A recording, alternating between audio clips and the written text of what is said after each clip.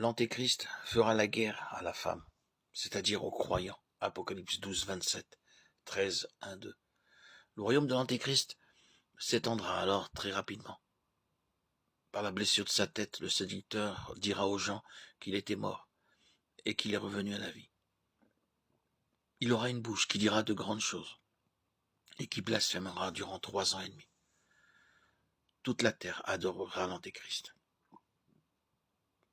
Mais les croyants seront réveillés par la persécution et la souffrance. Comme le Saint-Esprit pousse les hommes à adorer Christ, de même l'Antéchrist sera adoré par des hommes, encouragés eux-mêmes par de faux prophètes. Il accomplira des miracles. Nous voici ici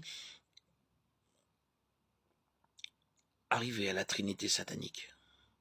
L'Antéchrist, le faux prophète et la bête et son image. Ici, nous voyons comment elle se révèle.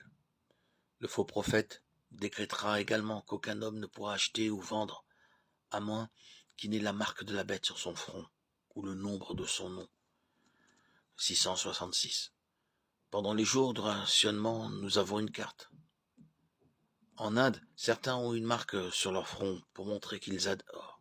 Qui les adore?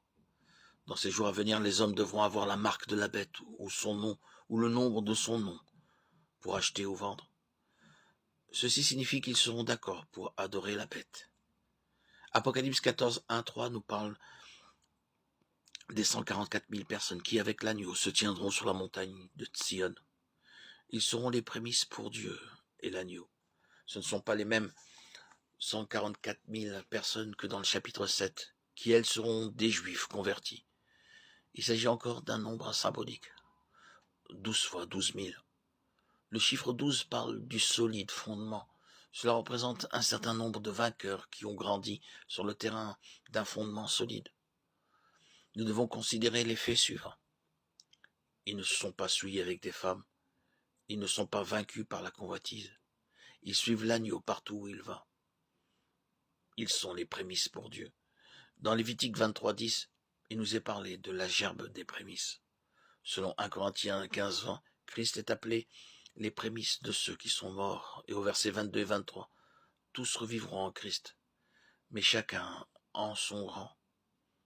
Christ comme prémisse, puis ceux qui appartiennent à Christ lors de son avènement. Au verset 6, nous voyons un ange qui volait au milieu du ciel, prêchant l'évangile éternel.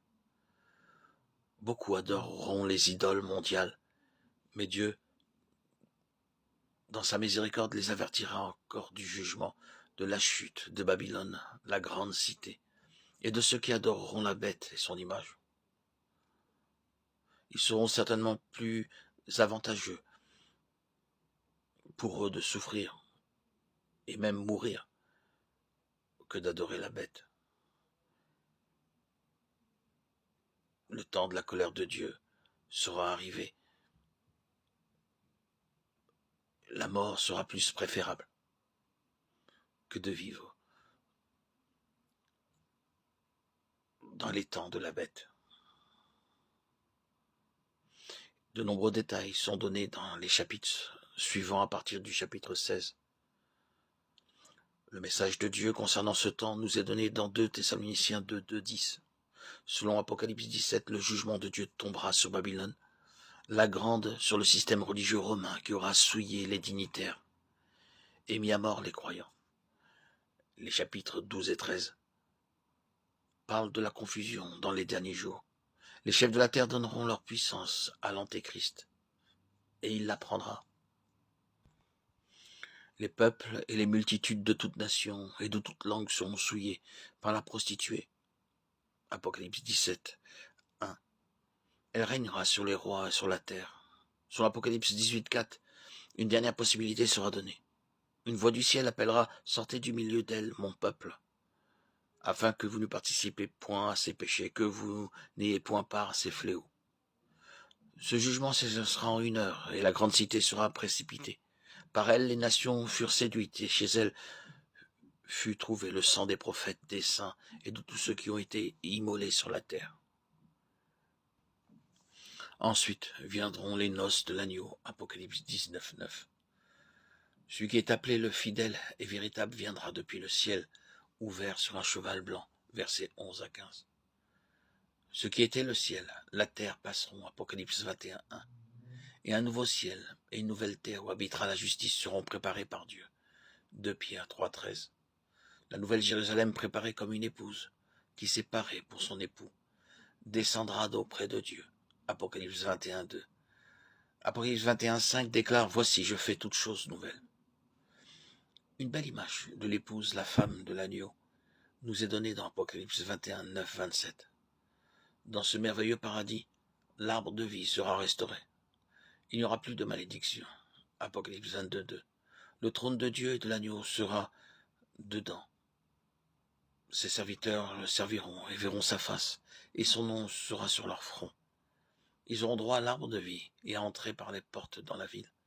Les fruits de l'arbre de la vie les rendront capables de jouir de toutes choses dans la nouvelle création. Les versets 18 et 19 adressent les ultimes avertissements à ceux qui voudraient ajouter ou retrancher des mots de la prophétie de ce livre. Et le livre se termine par la merveilleuse promesse. Oui, je viens bientôt. Amen. Et l'écrivain répond, viens Seigneur Jésus.